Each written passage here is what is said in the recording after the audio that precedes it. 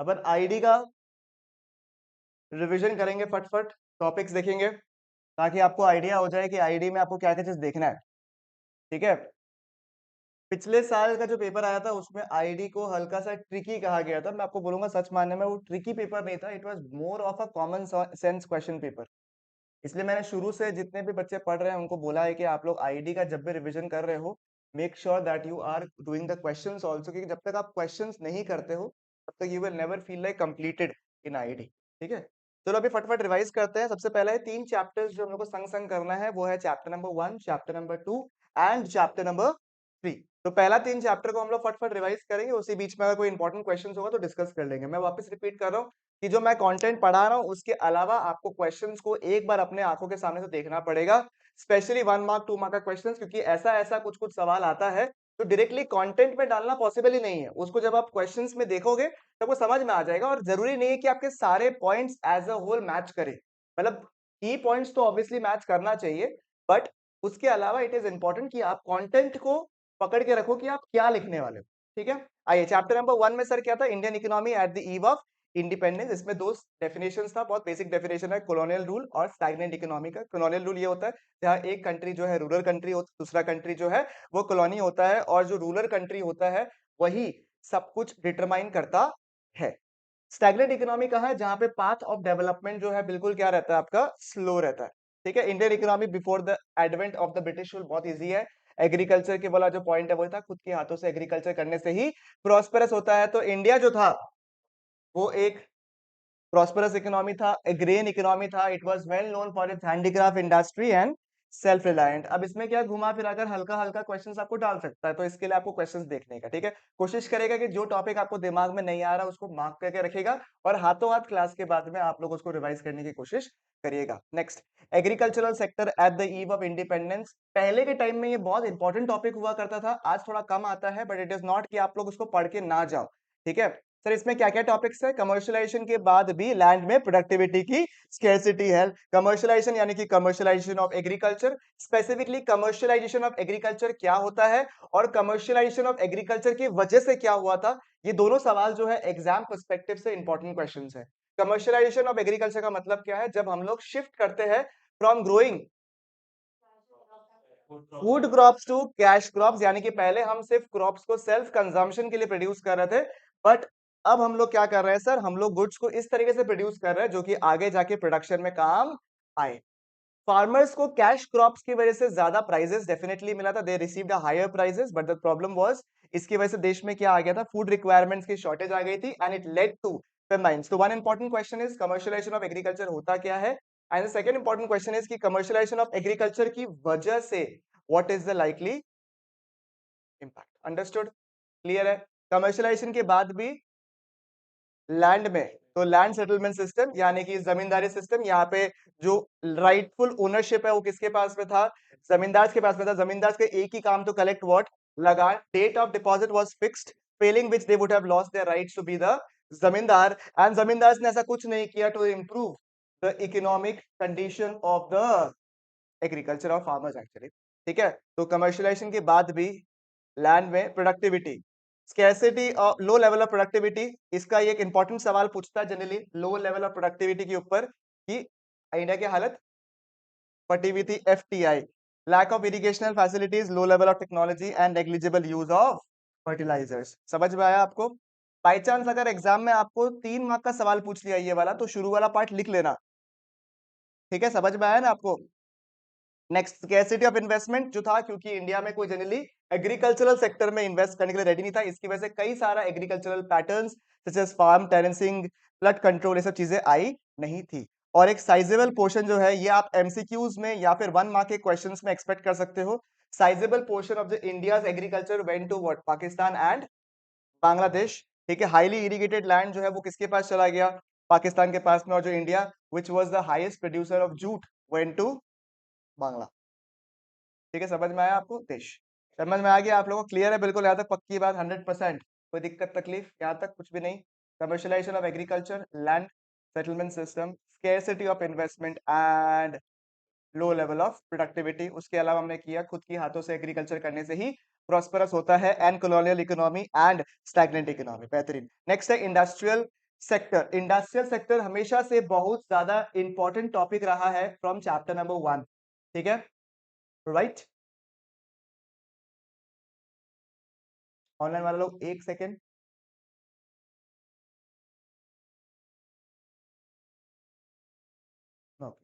अभी थोड़ा सा शायद साउंड में बेटर होगा आप लोगों का, ठीक है। तो इसमें क्या था, डिस्को था आपका शॉर्ट फॉर्म, इसमें भी सबसे इंपॉर्टेंट पार्ट था आपका ये वाला पॉलिसी, डी इंडस्ट्रियलाइजेशन कैसे किया था। अब इसका जरूरी नहीं कि सवाल ऐसे ही पूछेगा कि सर इंडस्ट्रियल रिफॉर्म्स क्या क्या आया था या इंडस्ट्रियल सेक्टर में क्या इंपैक्ट आता, रिफॉर्म्स ने क्या क्या इंपैक्ट आया था। आपको समझदार होना पड़ेगा, आपको ऐसे बोल सकता है कि ब्रिटिशर्स के वक्त में इंडिया के इंडस्ट्रीज डेवलप नहीं हो पाए थे, या फिर जो इंडस्ट्रीज डेवलप थे उसको क्या किया था ब्रिटिशर्स ने ताकि उनके डेवलपमेंट आगे हो नहीं पाई। तो आपको लिखना पड़ेगा डी इंडस्ट्रियलाइजेशन वाला पॉइंट और डिस्क्रिमिनेटरी ट्रेड पॉलिसी वाला पॉइंट। इसको कैसे किया था सर, सबसे पहले क्या था, डिक्लाइन इन हैंडीक्राफ्ट इंडस्ट्री, उसको दो फोल्ड्स, टू फोल्ड्स, एग्जाम में देखिएगा टू फोल्ड्स अगर वर्ड आएगा, टू फोल्ड्स अगर वर्ड आया तो आपको ये वाला आंसर लिखना है, convert India into a supplier of raw material, develop a market for the Britishers to sell their finish goods. वापस से एक बार के लिए, convert India into a supplier of raw material and develop India as a market for selling the finish goods. Discriminatory trade practices कैसे करता था कि free trade and unrestricted trade किया ब्रिटिशर्स गुड्स के लिए, ठीक है। टैरिफ फ्री एक्सपोर्ट किया for raw material to Britain, but heavy duty charge किया। अगर हम लोग हैंडीक्राफ्ट गुड्स को अगर एक्सपोर्ट कर रहे थे तो उस वक्त में हैवी ड्यूटीज चार्ज किया गया था। क्योंकि डिक्लाइन इन हैंडीक्राफ्ट इंडस्ट्री हो गया था, इसकी वजह से अच्छा खासा अनएम्प्लॉयमेंट आ गया था, ठीक है। और क्योंकि अनएम्प्लॉयमेंट आ गया था क्योंकि इंडियन हैंडीक्राफ्ट गिर गया था। सेकेंडली इंडियन हैंडीक्राफ्ट जो था वो मशीन मेड गुड्स के साथ में compete भी नहीं कर पा रहा था। तो जब भी आपके ये हैंडीक्राफ्ट्स वाले पॉइंट्स आएंगे, इंडस्ट्री वाला पॉइंट आएगा, आपका दिमाग में सारा होना चाहिए, टू फोल्ड्स भी होना चाहिए दिमाग में आपका, एंड साथ साथ में इसका लाइटली इंपैक्ट क्या आया था वो भी आपको देखना पड़ेगा कि इंडिया का हैंडीक्राफ्ट इंडस्ट्री क्यों फॉल हुआ था। नंबर वन, ब्रिटिशर्स के पॉलिसी की वजह से, टू फोल्ड्स की वजह से, एंड फाइनली क्योंकि उस समय इंडस्ट्रियल रेवोल्यूशन चल रहा था कहाँ पे, ब्रिटेन में, उसकी वजह से इंडिया का जो हैंडीक्राफ्ट इंडस्ट्री था वो उसको compete नहीं कर पा रहा था। Lack of capital goods industry, यानी कि कैपिटल गुड्स इंडस्ट्री वो होता है जो कि आगे जाके मशीन टूल्स वगैरह बनाता है, बट ब्रिटिशर्स ने कैपिटल गुड्स को डेवलप करने के लिए कोई भी मेजर नहीं लिया था। लो कंट्रीब्यूशन टू जीडीपी, क्योंकि इंडिया का इंडस्ट्रियल सेक्टर उतना डेवलप ही नहीं हुआ तो जीडीपी में कंट्रीब्यूशन नहीं होगा। No limited role of the public sector. Foreign trade का काफी related points was from the industrial sector, क्योंकि पहला पॉइंट तो सेम ही है, टू फोल्ड्स वाला पॉइंट ही है, बराबर। अब इसमें दो पॉइंट है, दोनों के दोनों बहुत इंपॉर्टेंट है। एक है मोनोपोली कंट्रोल ओवर ट्रेड, जो कि सीबीएसई 2020 के सवाल में आया हुआ है सैंपल पेपर में। मोनोपोली कंट्रोल ओवर ट्रेड, किस तरीके से ब्रिटिशर्स ने मोनोपोली कंट्रोल ओवर ट्रेड किया था सर। सबसे पहले तो उन्होंने किया था कि इंडिया का जो मेजर एक्सपोर्ट एंड इंपोर्ट्स है वो ब्रिटिशर्स ने कंट्रोल किया। More than half of the trade was either carried out by the Britishers, या फिर उन कंट्रीज के साथ में जिनके साथ में ब्रिटिशर्स का अच्छा रिश्ता चलता। हाँ, ठीक है, समझ में आया। जैसे एग्जाम्पल क्या हो गया आपका, चाइना हो गया, सीलोन हो गया, या फिर पर्जिया हो गया। और साथ साथ में ताकि हमारे ट्रेड रिलेशंस और बढ़ जाए, क्या खोला था इन द ईयर 1869 में ओपन किया था, ताकि डायरेक्ट कनेक्शन हो सके बिटवीन इंडिया एंड, ठीक है, समझ में आया क्या। स्विस कैनल का एक सवाल जो आप लोगों को शायद मेरे हिसाब से संदिग्ध में मिला होगा कि कौन से दो जगह को कनेक्ट किया था स्विस कैनल के तहत, ठीक है, ये थोड़ा देख लीजिएगा क्योंकि थोड़ा जनरल क्वेश्चन बेस्ड सवाल है, बट आपको सवाल पूछ सकता है, ठीक है। Next was drain of Indian wealth, जो कि सीबीएसई का one of the most favourite question है। ड्रेन ऑफ इंडियन वेल्थ, किस तरीके से इंडिया का जो वेल्थ था वो ड्रेन हुआ था, कहीं से हुआ था सर। सबसे पहले जो भी एक्सपेंसेस ऑफिस सेटअप में आप यूज कर रहे थे कहाँ पे, ब्रिटेन में, उनका पेमेंट कौन कर रहा था, इंडिया कर रहा था। Secondly, expenses on war fought was being made by India and to import invisible items। तो ये तीनों दिमाग में याद है ना। ऑफिस सेटअप करने के लिए जो खर्चा था, कहाँ पे ऑफिस सेटअप कर रहा था, इन ब्रिटेन। इंडिया में जो ऑफिस सेटअप कर रहा था उसका तो खर्चा अपन पे कर ही रहा था, साथ में जो ऑफिस हमने ब्रिटेन में सेटअप किया था उसके भी खर्चा, वॉर जो फाइट किया, and to import invisible items. Perfect, important from the exam perspective, ठीक है। नेक्स्ट, डेमोग्राफिक कंडीशन, ठीक है। डेमोग्राफिक कंडीशन में सबसे पहला सेंसस कब लिया गया था, 1881। कौन से ईयर को ईयर ऑफ ग्रेट डिवाइड कहा जाता है, 1921। सर क्यों 1921 कहा जाता है, बिकॉज 1921 के पहले कोई भी प्रॉपर ग्रोथ रेट कंसिस्टेंट नहीं था, मतलब इंडिया का डेथ रेट और ग्रोथ रेट एकदम भी कंसिस्टेंट नहीं था। But from 1921 India saw a steady growth in the population. Understood. India का प्रॉब्लम क्या क्या था, high birth rate and death rate. India में हाई बर्थ रेट था और साथ में डेथ रेट भी था, डेटा फिगर आपको दिया हुआ है, ठीक है। लो लिटरेसी रेट, इंडिया का लिटरेसी रेट बहुत कम था 16%, and female literacy rate was just 10%। High infant mortality rate, एक बार एग्जाम में पूछा गया है इन्फेंट मोर्टेलिटी रेट क्या होता है, तो 1 साल के पहले अगर किसी का डेथ हो जाता है तो उसे हम लोग क्या बोलते हैं, इन्फेंट मोर्टेलिटी रेट बोलते पर 1000 children. Understood. Poor health facilities, low expectancy rate, पहले कितना था, खाली 32 साल था in comparison to 69 years. Exam में जो बहुत अंडररेटेड क्वेश्चन है, ये मैंने मार्क भी कराया था, was always the occupational structure. मुझे लग रहा है कि इसमें से एग्जाम में क्वेश्चंस आपको पूछ सकता है, बिकॉज ये बहुत हार्डली लेस पूछा जाता है। सबसे ज्यादा डोमिनेंस कौन सा सेक्टर का है, agricultural sector. Second is service and not prime, not secondary sector, that is industrial sector. And third sector क्या है आपका, तो ये 2 नंबर है, ये 3 नंबर है आपका। ठीक है, इंडिया में अभी भी आज भी रीजनल वेरिएशंस है, कुछ सेक्टर्स जो है कई जगह में डिपेंडेंट है और डेवलप्ड है इन सर्टेन सेक्टर्स, एंड कुछ सेक्टर्स जो है दूसरी जगह में डेवलप्ड है। एग्जांपल बैंगलोर में जो है आईटी है, बट मे बी एग्रीकल्चर कम है, मे बी। ठीक है, on the other hand Punjab में एग्रीकल्चर ज्यादा है, बट मे बी आईटी कम है। तो इस तरीके से रीजनल वेरिएशंस होते रहता है। इंफ्रास्ट्रक्चर ऐसा सवाल है जो कि इंपॉर्टेंट बहुत है एग्जाम पर्सपेक्टिव के लिए, बट लास्ट कुछ सालों से पूछा नहीं गया है, तो इसलिए मैं आपको बोलूंगा कि इसमें थोड़ा सा अपने निगाहें बनाए रखना। ठीक है, वैसे तो आपके लिए सारे रेलेवेंट है, बट कुछ इंपॉर्टेंट टॉपिक्स होते हैं जो कि आपके दिमाग में रहना चाहिए। सबसे पहला है रोड्स। क्या ब्रिटिशर्स ने रोड्स बनाने में काम किया था? The answer is no, that not that much, because of the scarcity of funds. And mainly जो पक्का रोड्स डेवलप किया था वो दो पर्पस के लिए किया था, shifting of the raw materials and the mobilisation of the army. Again I repeat, for the purpose of mobilising the army and the shifting of the raw materials, the ठीक है, समझ में आया कि आपको कि पक्का रोड जो है डेवलप किया गया। हाँ, चलेगा बिल्कुल, यहाँ तक पक्की बात, 100% श्योर हो, क्लियर है। Next is what, railways. Railways के ऊपर 3 मार्क का सवाल आपको पूछ सकता है। पहले का सवाल है, ये पुराना स्टाइल का क्वेश्चन है, रेलवेज को पूछ लेगा आप लोगों को। 1850 में रेलवेज का डेवलपमेंट हुआ था। इंडिया रेलवेज ने लॉन्ग डिस्टेंस ट्रैवल को इजी किया था, ज्योग्राफिकल एंड कल्चरल बैरियर्स को तोड़ा था। ठीक है, समझ में आया आपको? ज्योग्राफिकल एंड कल्चरल बैरियर्स को तोड़ा था, नेशनल इंटीग्रेशन लेकर आया था, कमर्शियलाइजेशन ऑफ एग्रीकल्चर को भी हेल्प किया था काफी हद तक। समझ में आया आपको? चलेगा बिल्कुल, यहाँ तक। इंडियन एक्सपोर्ट्स जो है बढ़ा था, बट जनरली इसका बेनिफिट्स किसको मिला था? ओनली ब्रिटिश पीपल को ही मिला। ठीक है, पहला रेल कब डेवलप होता? थाने वाला याद होगा आपको। ठीक है, बॉम्बे तो Thane I believe first railway जो हुआ था आपका। वो सब पॉइंट्स थोड़ा सा खाली एक एक मार्क के लिए देख लीजिएगा। After next, I think next year itself, एक बार चेक कर लीजिएगा डेट्स प्लीज। ठीक है, आपको क्वेश्चन बैंक में मेरा दिया हुआ है वैसे तो, देख लीजिए। एयर वाटर ट्रांसपोर्ट में ऐसा कुछ किया नहीं था, कम्युनिकेशन और पॉइंट। ठीक है, पॉजिटिव कंट्रीब्यूशन ऐसा पॉइंट है जो कि अंडररेटेड है क्वेश्चन थोड़ा सा। ये पहले जो 2020 का पेपर था, इसमें बहुत ज्यादा पूछा गया था ये वाला टॉपिक। ठीक है, फर्स्ट क्वेश्चन जो आया था एग्जाम में सैंपल पेपर का, वो इसी क्वेश्चन के ऊपर था, what are the positive contributions of the British. इसको प्लीज सेल्फ देख लीजिएगा फटाफट, 1 मिनट दे रहा हूँ और फिर आगे बढ़ते हैं। उसके साथ में ये चैप्टर खत्म हो गया आपका। ठीक है, तो ये देखिएगा आप लोग जब भी क्वेश्चन देखते हो तो पीछे में क्वेश्चन बेस्ड डिस्कशंस दिया हुआ है कुछ कुछ, ये तीनों क्वेश्चन को प्लीज देख लीजिएगा एक बार के लिए, ठीक है ना? ठीक है, तीनों एग्जाम पर्सपेक्टिव से इंपॉर्टेंट क्वेश्चंस है।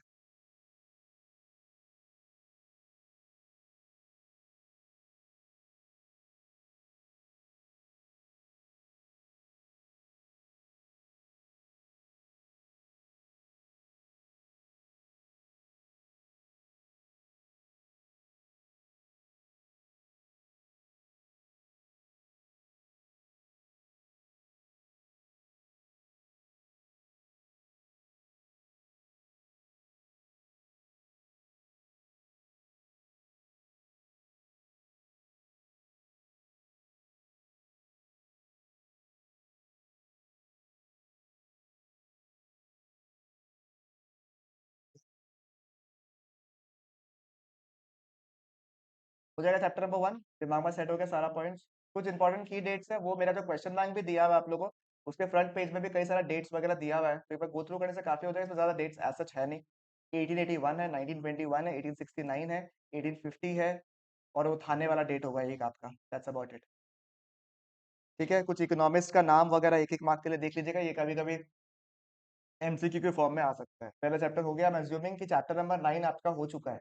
मैंने कल भी रिपीट किया था आपको, चैप्टर नंबर 9 सस्टेनेबल डेवलपमेंट, उस पर G20 समिट के ऊपर घुमा के और क्या ग्रीनर इकोनॉमी की तरफ कैसे हम लोग ला सकते हैं, वैसा सवाल एक बन सकता है आपको, या फिर एक कॉम्प्रीहेंशन बेस्ड क्वेश्चन वहां से आ सकता है। तो ध्यान रखिएगा थोड़ा सा, एक कॉम्प्रीहेंशन बेस्ड क्वेश्चन आता है मेरे हिसाब से, आपको पता रहना चाहिए। Last question of IDs generally और कॉम्प्रीहेंशन बेस्ड क्वेश्चन पूरा गोल्डन सवाल है, कुछ भी दिक्कत नहीं होता है। ज्यादा दिमाग मत लगेगा, जो कॉम्प्रीहेंशन में आंसर लिखा हुआ है ना, उसी को लिखेगा। जबरदस्ती का अपना माथा मत लगाना उस वक्त। जो दिया हुआ फटफट आंसर लिख देना वहां पे, फुल मार्क्स मिलता है उसमें बढ़िया से। ठीक है, चलेगा। नेक्स्ट इस चैप्टर नंबर, हाँ सर वही लिखना है आपको। Chapter number two I think is my favourite chapter to be very Frank, क्योंकि सबसे स्ट्रॉन्गेस्ट चैप्टर हम लोग सबका रहता है chapter number two. Chapter number two में सर क्या है आपका, ये पहला सबसे पहला है प्लान के बारे में, प्लान होता क्या है इसे थोड़ा सा देख लीजिएगा आप लोग हल्का हल्का। Let us just directly talk about the types of economy. हमें पता है कि we had three types of economy, capitalist economy, socialist economy and mixed economy. ठीक है, कैपिटलिस्ट इकोनॉमी में क्या होता है, market forces of demand and supply जो है उसके हिसाब से इकोनॉमी में गुड्स प्रोड्यूस होता है। यहाँ पे जनरली इंडिविजुअल्स के ऊपर ज्यादा फोकस किया जाता है, प्राइवेट प्रॉपर्टी के ऊपर ज्यादा फोकस किया जाता है।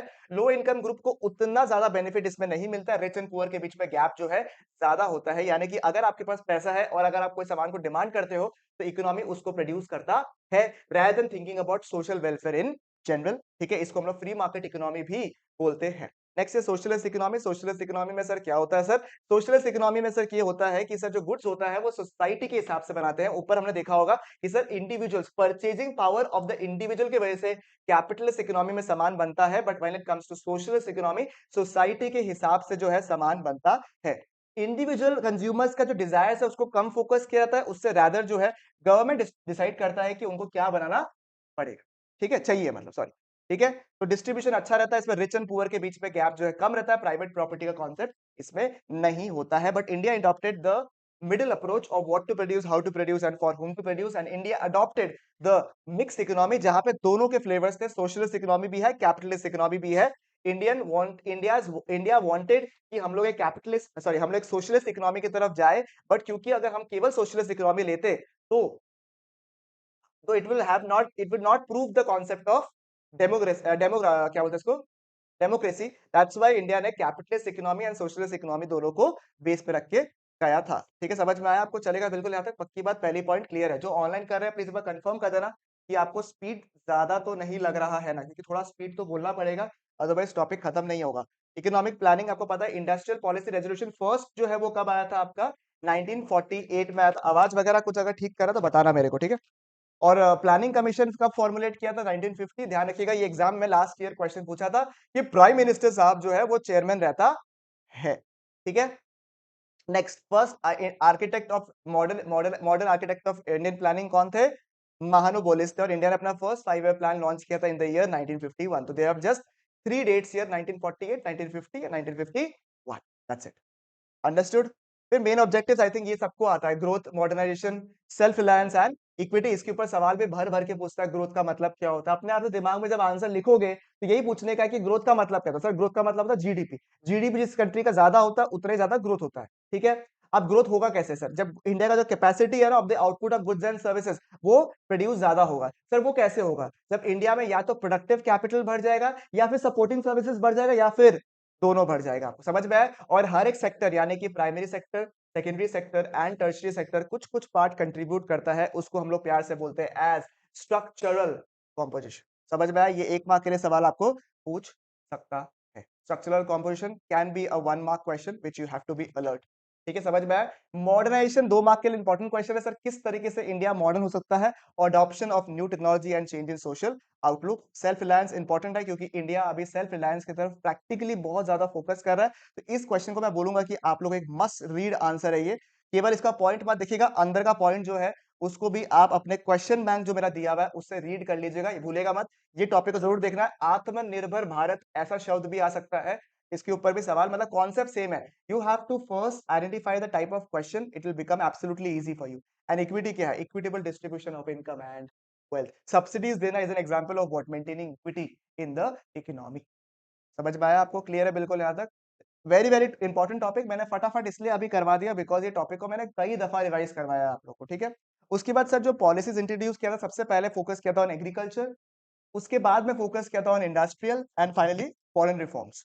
समझ में आया। इंडस्ट्री में देखो क्या इंट्रोड्यूस किया, सॉरी एग्रीकल्चर में क्या इंट्रोड्यूस किया था, land reforms and green revolution. ठीक है, land reforms and green revolution, ध्यान दीजिएगा। लैंड रिफॉर्म्स जो है एक अलग टॉपिक है, लैंड रिफॉर्म्स के अंदर आता है abolition of intermediaries and land ceiling. Very good. देखो सबसे पहला ऊपर का हेडिंग क्या है, लैंड रिफॉर्म्स, उसके नीचे आता है आपका दो बच्चे आते हैं, क्या क्या, abolition of land settlement system यानी कि जमींदार एंड लैंड सेलिंग। तो लैंड रिफॉर्म्स अलग है सर। लैंड रिफॉर्म्स क्या है सर, जो ओनरशिप था ना लैंड्स का वो आप हटा दो, किससे, इंटरमीडियरी से एंड लैंड सीलिंग से। समझ में आया आपको? यानी कि बेसिक क्या है, change in the pattern of ownership को चेंज करना। समझ में आया? देखो यहाँ पे लिखा हुआ है, primary refers to the change in the ownership of land holdings, it was needed to achieve what, equity in the agriculture. तो अगर आपको एग्जाम में थोड़ा ट्रिकी क्वेश्चन पूछा, पता है क्या है, ये आपको आता है। ट्रिकी क्वेश्चन कैसे सवाल में पूछेगा कि ब्रिटिशर्स ने ऐसा क्या पॉलिसी यूज किया था in the field of agriculture, या कौन से रिफॉर्म्स इंट्रोड्यूस किए थे टू मेंटेन और to ensure equity in the market. तो एक तो होगा ग्रीन रेवोल्यूशन के वक्त में क्या दिया था, सब्सिडीज दिया था, ताकि रिच एंड पुअर फार्मर्स दोनों जो है बराबर रूप से HYV सीड्स का बेनिफिट उठा सकते हैं। नंबर 2, लैंड रिफॉर्म्स इंट्रोड्यूस किया गया था in the form of abolition of zamindars and land ceiling, ताकि जमीन का जो ट्रू ओनर है उनको जमीन मिल सके। तो अबॉलिशन ऑफ जमींदारी सिस्टम, पता है ना, एक्चुअल टिलर्स के पास में लैंड चला जाए। लैंड जो मेरे को ज्यादा रेलेवेंट लगता है वो है लैंड सीलिंग, क्योंकि इसमें क्या होता है sir, it is a fixing the maximum amount of land that a particular individual can hold. समझ में आया? ये क्यों किया गया था, ताकि प्रमोट क्या कर सके हम लोग, इक्विटी। जो भी इंसान के पास में जो लिमिट सेट कर दिया था उसके ऊपर लैंड था, वो किसके पास चला गया, गवर्नमेंट के पास पे चला गया। और गवर्नमेंट ने क्या किया, उसको landless cultivators and small farmers को दे दिया था। तो ये ध्यान रखना पड़ेगा सब वर्ड्स को, ठीक है, landless cultivators and small farmers. ठीक है, नेक्स्ट ग्रीन रेवोल्यूशन। ठीक है, सबसे पहले देखिएगा HYV सीड्स का प्रोग्राम को इंडिया ने कब अडॉप्ट किया था, इन द ईयर 1966। तो हमने कई सारे डेट्स कर लिए यहाँ पे, 1948, 1950 हमने कर लिया था, 1951। ठीक है, फिर दो फेजेस में इंट्रोड्यूस किया था। फर्स्ट फेज में जहां पे पानी बहुत ज्यादा है, जहां का सॉइल फर्टिलिटी बहुत ज्यादा है, सब पंजाब तमिलनाडु पहले वहां इंट्रोड्यूस किया था। और फिर सेकंड फेज में क्या किया था, बाकी जगह में कर दिया था। कुछ इंपॉर्टेंट इफेक्ट्स क्या क्या था ग्रीन रेवोल्यूशन का, ये पॉजिटिव इफेक्ट्स बोल सकते हैं। अगर आपको एग्जाम में पूछ लिया कि पॉजिटिव इफेक्ट्स या फिर likely effects of green revolution क्या था, तो आपको अनफॉर्चुनेटली ये तीनों पॉइंट ही लिखने पड़ेंगे। इसके अलावा दूसरा पॉइंट लिखोगे मार्क्स कट जाएगा आपका। सर क्या क्या है, number 1 is attaining marketable surplus. Sir marketable surplus क्या, खुद के कंजम्पशन के बाद में इतना अनफ प्रोड्यूस करना so that you can sell it into the market. So agriculture produce which can be sold in the market after your own consumption is known as what? Marketable surplus. Number 2 is buffer stock. Buffer stock क्या था, safety stock, जिसको हम लोग use कर सकते हैं government at the time of food shortage. And since supply बहुत ज्यादा बढ़ गया था, तो it benefited what, the low income group people. Risk क्या क्या था sir, risk of pest attack था, क्योंकि HYV seeds were highly prone to pest, and क्योंकि ह्यूज इन्वेस्टमेंट होता था, तो काफी अच्छा खासा लॉस हो जाता अगर पेस्ट अटैक हो जाता है। नंबर 2 क्या है, risk of increase in income inequalities. उसको सॉल्व करने के लिए गवर्नमेंट ने क्या दिया था आपको, लोन्स दिया था at a low rate of interest, and also provide किया था आपको सब्सिडीज। समझ में आएगा आपको कि सर ग्रीन रेवोल्यूशन में HYV सीड्स एक्सपेंसिव थे, उसके लिए गवर्नमेंट ने क्या पॉलिसी यूज किया था। इस पे दो सवाल बनता है, गवर्नमेंट ने पहला बात तो क्या क्या किया था, नंबर 1 लोन्स को दिया था at a subsidised interest rate, number 2 subsidies provide किया था। फिर दूसरा सवाल जो इसी में आता है, जो आपके क्वेश्चन के पीछे दिया, सॉरी चैप्टर के लास्ट में दिया हुआ है, कि भैया सब्सिडीज देना फेवरेबल डिसीजन है या नहीं है बाय द गवर्नमेंट। ये भी सवाल इंपॉर्टेंट है, तो ये दोनों सवाल इंपॉर्टेंट है आपके लिए। ठीक है, पेपर थोड़ा हटके आएगा ना, गंदा पेपर आया तो इससे सवाल आ जाएगा। समझ में आया आपको? तो ये पिछला एकदम पीछे जाके देखना, जो आपका एक्स्ट्रा क्वेश्चंस का मैंने दिया हुआ होगा ना, ये रहा देखो, नोट्स का लास्ट टॉपिक, एक्स्ट्रा टॉपिक्स लिखा ना, while subsidies encourage the farmers to use new technology there is a huge burden of the government finances. तो इसका क्या इंपैक्ट होता है, ये वाला पॉइंट ये देख लीजिएगा आप लोग, ठीक है ना।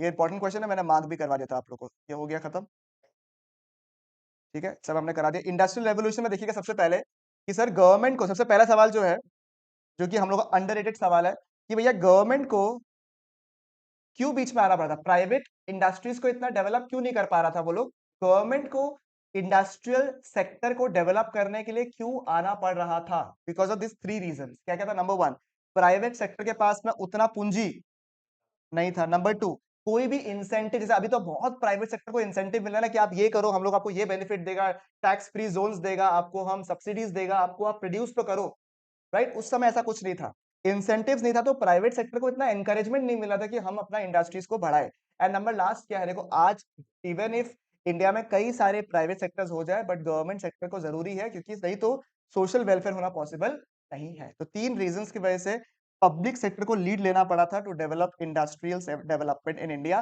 फर्स्ट रीजन क्या था, shortage of capital with the private sector, lack of any incentives or benefits to the private sector, and number 3 there was no objective of social welfare in the private sector. Next, very important sir, इसमें था जो ये जो schedule वाला part था ना, schedule में divide करना, हर को लाइसेंस लेना पड़ेगा, ये सब कौन से पॉल्यूशन में था? ये वाले में, इंडस्ट्रियल पॉलिसी रेजोल्यूशन। समझ में 1948 में इंडस्ट्रियल पॉलिसी लेकर आ गया था, बट जो शेड्यूल में डिवाइड किया है ना, जो ये हम लोग पढ़ रहे हैं, वो सेकंड पॉलिसी में आया था, जो कि था कब? कंफ्यूज मत होइएगा। फर्स्ट इंडस्ट्रियल पॉलिसी अभी भी कब आया था? 1948। सेकंड जो शेड्यूल वगैरह डिवाइड किया, इंडस्ट्रियल लाइसेंसिंग सिस्टम लेकर आया था, वो था 1956। इसमें क्या किया था? सारे इंडस्ट्रीज को 3 पार्ट में डिवाइड किया था, schedule A, schedule B and schedule C. मैं नहीं बोलूंगा शेड्यूल ए क्या, शेड्यूल बी क्या, शेड्यूल सी क्या है, आप लोगों को आता है, ठीक है।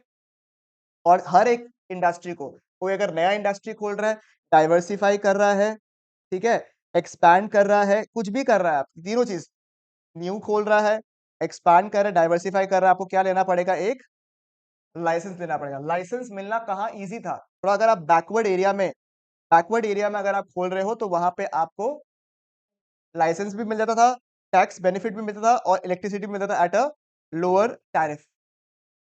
टैरिफ मतलब रेट्स, तो अगर आप टैरिफ की जगह लोअर रेट भी दे तो आंसर गलत नहीं है आप लोग की तरफ, समझ में आया आपको? बट टैरिफ क्योंकि आप लोग को ऑलरेडी पढ़ा हुआ है, तो इसलिए दिक्कत नहीं होना चाहिए, समझ में आया? तो यानी कि सर, इकोनॉमिकली बैकवर्ड एरियाज में अगर इंडस्ट्रीज ओपन हो रहे थे, अगर आप एस्टैब्लिश कर रहे थे, तो वहां पे लाइसेंस मिलना ईजी था, टैक्स बेनिफिट्स आपको मिल रहा था वहां पे। और सर इसका मेन ऑब्जेक्टिव क्या था? अगर मैं पूछूंगा कि आपको गवर्नमेंट जो है वो इकोनॉमिकली बैकवर्ड एरियाज में आपको बेनिफिट दे रहा था, उसका रीजन क्या होगा? बेटर आंसर है रीजनल इनइक्वालिटीज को रिमूव करना। यहाँ लिखा हुआ देखो, टू प्रमोट रीजनल इक्वालिटी, या फिर रीजनल इनइक्वालिटीज को क्या करना? रिड्यूस करना। अंडरस्टूड? रीजनल इनइक्वालिटीज को रिड्यूस करना। समझ में आया? बड़े आंसर्स तो आप लोग लिख लोगे बना बना के, छोटे छोटे आंसर्स जो है वो हमारे लिए ट्रिकी हो जाता है, वो सब मैंने आपको बता दिया यहाँ पे, ठीक है, चलेगा। Next SSI, very very important from the exam perspective. SSI जो है वो फॉर्म हुआ था by the Karve committee. Karve committee कब का था? 1955। समझ में आओ, एक बार के लिए देखो, एक बार के लिए, आपका पॉलिसी कब आया था? तो इसके पहले, एक साल पहले कार्वे कमेटी ने प्रपोज किया था कि हम लोग को इंडस्ट्रीज डेवलप करने के लिए छोटे छोटे इंडस्ट्रीज का बहुत रिक्वायरमेंट होगा, उसको हम लोग एसएसआई बोलता है, आज के डेट में इसको एमएसएमई बोलता है, ठीक है, micro small and medium enterprises, ठीक है, उस समय इसको बोलता था एसएसआई। सर एसएसआई का है जिनका मैक्सिमम इन्वेस्टमेंट कितना है? 5 लाख रुपया है, और बाद में जो इसका मैक्सिमम इन्वेस्टमेंट कितना कर दिया था आपका? 1 CR। इसका बेनिफिट क्या था? एम्प्लॉयमेंट जनरेशन, एंड इसको प्रोटेक्ट करने के लिए क्या किया था गवर्नमेंट ने? 2 मार्क का सवाल पूछा था। नंबर 1, इसको थोड़ा सा एक्सप्लेन करके रीड कर लीजिएगा क्वेश्चन बैंक से, ठीक है, कि गवर्नमेंट ने क्या किया था ताकि एसएसआई डेवलप हो सके। सबसे पहले कि उनका प्रोडक्ट्स को रिजर्व कर दिया गवर्नमेंट ने, कि भैया ये प्रोडक्ट्स जो है वो कौन बनाएगा? केवल एसएसआई बनाएगा, और कई सारे आपको कंसेशंस दे दिए, जैसे इलेक्ट्रिसिटी कंसेशंस, रेट्स में कंसेशंस, ताकि एसएसआई इन जनरल क्या हो सके? क्या हो सके? डेवलप हो सके। अंडरस्टूड? कोई दिक्कत तकलीफ? लास्ट टॉपिक है foreign trade, I think it's the most easy. India ने एक इंपोर्ट सब्स्टिट्यूशन यानी कि इनवर्ड लुकिंग ट्रेड स्ट्रेटेजी, देखो ये बहुत इंपॉर्टेंट वर्ड है, इनवर्ड लुकिंग ट्रेड स्ट्रेटेजी, यानी कि सर इंडिया ने ये कोशिश किया कि जितना हो सके हम इंपोर्ट्स को कम करें। सर क्यों?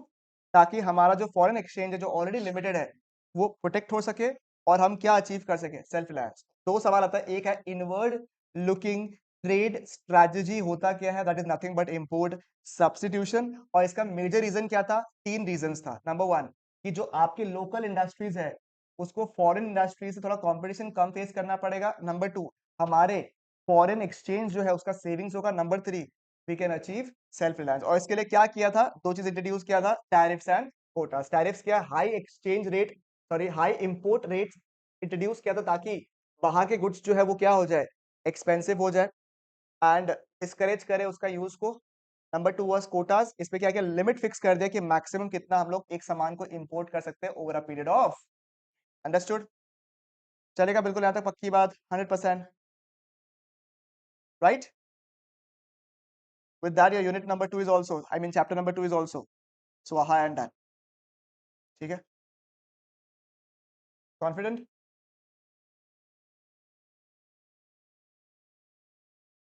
So we have completed chapter number 1 and chapter, एक बार ऑनलाइन वाला लोग भी कंफर्म कर दो. We have completed chapter number 1 and chapter number 2 in around 30 minutes.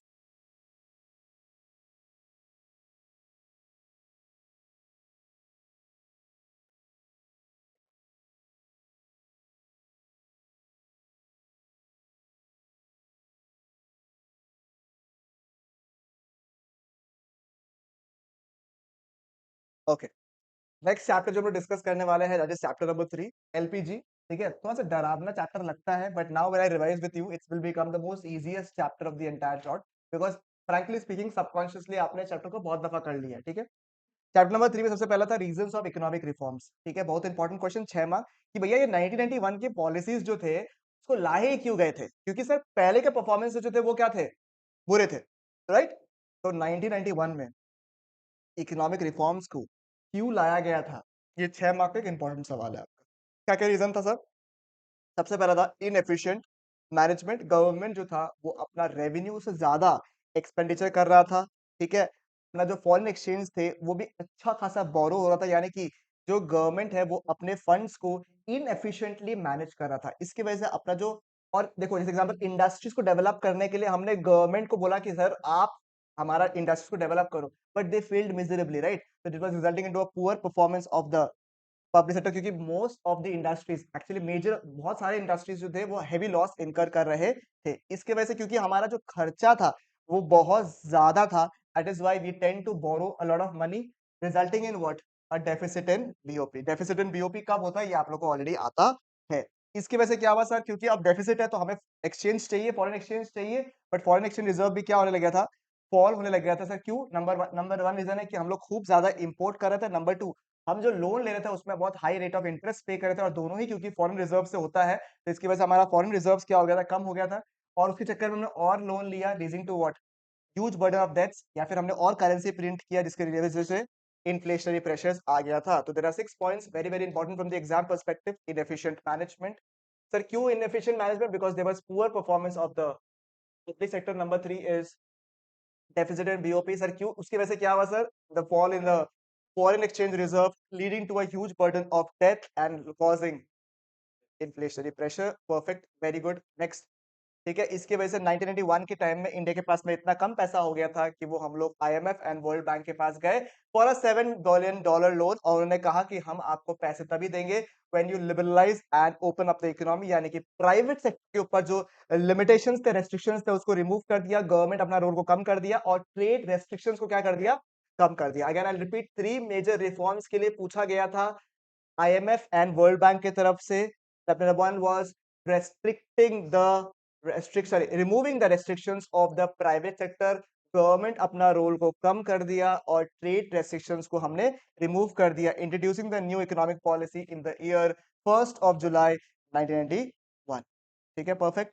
सबसे पहला है आपका लिबरलाइजेशन। लिबरलाइजेशन में क्या है सर, कि आपका जो एंट्री एंड ग्रोथ रेस्ट्रिक्शंस था उसको कम कर दिया। जो पहले आपने पॉइंट्स पढ़ा ना वही है, देखो यहाँ पे, removal of entry and growth restrictions. Number 2, reduction the government controls. इसका पर्पस क्या था सर, मेनली कि आपको क्योंकि खुला छोड़ दिया अभी सबके साथ में, तो आप नेचुरली अच्छा परफॉर्म करोगे, तो आपको ट्रू इकोनॉमिक पोटेंशियल जो है वो कंट्री का पता चलेगा, एंड आपके मोर कंपटीशन की वजह से ना ऑल जो ऑपरेशंस है ना वो क्या होगा, एफिशिएंट हो जाएगा। तो क्योंकि आप फियर्स कंपटीशन देख रहे हो, एग्जांपल मैं अकेला ही पढ़ा रहा हूं, सोचो एग्जांपल, तो क्या मैं अपना ट्रू इकोनॉमिक पोटेंशियल निकाल पाऊंगा? The answer is absolutely no.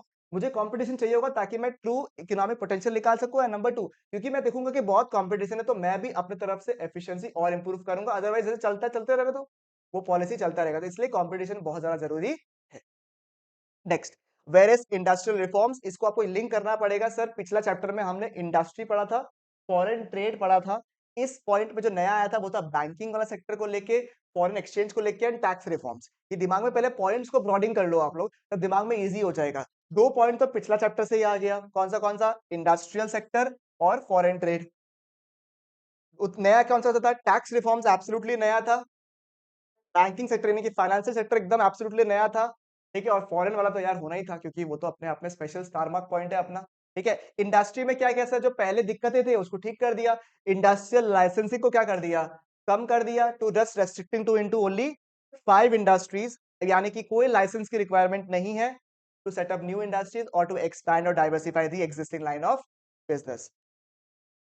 Public sector का रोल जो schedule A, schedule B, schedule C था ना, उसमें भी शेड्यूल ए का जो इंडस्ट्रीज था that was reduced from 17 to what, 8। Namely into which sectors, mainly 3 sector, defence, railways and atomic energy. उसमें आएगा मिनरल्स वगैरह सब कुछ आ जाएगा, कोल, लिग्नाइट, सब कुछ आ जाएगा, डिफेंस एयरक्राफ्ट्स वगैरह आ जाएगा, आर्म्स एम्युनिशन, ये सब कुछ मिला के आप स्मार्टली कर लेना। ठीक है। एक खराब चीज जो हुआ था वो था एसएसआई, जो अच्छा था उसको डी रिजर्व कर दिया हमने, यानी कि सर जो प्रोडक्ट्स एक्सक्लूसिवली फॉर एसएसआई था उसको हमने हटा दिया, और एसएसआई का जो मैक्सिमम कैपिटल इन्वेस्टमेंट पिछले बार 5 लाख का था उसको इंक्रीज करके कितना कर दिया, 1 करोड़। समझेगा बात को। 1991 में इसका वैल्यू को 1 करोड़ किया है, उसके पहले कितना था 5। सवाल को ध्यान से पढ़िए, समझ में आया। एंड एमआरटीपी एक्ट याद होगा आपको, monopolies and restrictive trade practices act, ताकि एक्सपेंशन, मर्जर और एमालगमेशन जो है प्रॉपर्ली हो सके। Easy. Next is what, financial sector reform. इसमें क्या था सर कि role of the RBI change कर दिया था। ठीक है, आरबीआई पहला पॉइंट याद हो गया ना सबको, लाइसेंसिंग हटा दिया था। ठीक है, उसके बाद में गवर्नमेंट का कंट्रोल को कम कर दिया। नंबर 3, एसएसआई को डी रिजर्व कर दिया। Number 4, MRTP act. ठीक है, उसके पहले 6 पॉइंट हमने किया रीजंस, और फिर एलपीजी का ऑब्जेक्टिव क्या था। बराबर। फाइनेंशियल सेक्टर तो अपने आप पे 3-4 पॉइंट जो है नहीं, एकदम लास्ट पॉइंट तो एकदम फड्डू पॉइंट है, ईज ऑफ एक्सपेंशन प्रोसेस। ठीक है, उसके अलावा 3 अच्छे अच्छे point. Number 1 is role of RBI. पहले आरबीआई कंट्रोलर था, रेगुलेटर था, अभी क्या बन गया, फैसिलिटेटर। फर्स्ट टाइम इंडिया में क्या इंट्रोड्यूस हुआ था, प्राइवेट बैंक इंट्रोड्यूस किया था, और फॉरेन इन्वेस्टमेंट का जो लिमिट है इन द बैंक्स इंक्रीज कर दिया फ्रॉम 51% टू 74। अभी जो करंट फिगर है 74% है आपका। ठीक है, नेक्स्ट टैक्स रिफॉर्म्स में क्या किया था सर, क्योंकि हाईवे टैक्स वजह से क्या लोग बाग टैक्स की चोरी करते थे, तो इसलिए टैक्सेस रेट को क्या कर दिया, कम कर दिया। इनडायरेक्ट टैक्सेस में कई सारा रिफॉर्म्स लाया गया, सिंप्लीफिकेशन ऑफ प्रोसेस। तो इसको बस ना बेसिक रीडिंग कर लीजिएगा, दिमाग में सेट कर लीजिएगा क्या क्या पॉइंट है। टैक्स रेट्स को क्या कर दिया, कम कर दिया। इनडायरेक्ट टैक्सेस में कई सारा रिफॉर्म लेके आ गया, और प्रोसेस को क्या कर दिया, सिंप्लीफाई कर दिया। ठीक है, तो इसके पहले मैं करूंगा वो पीछे वाला पॉइंट, कौन सा,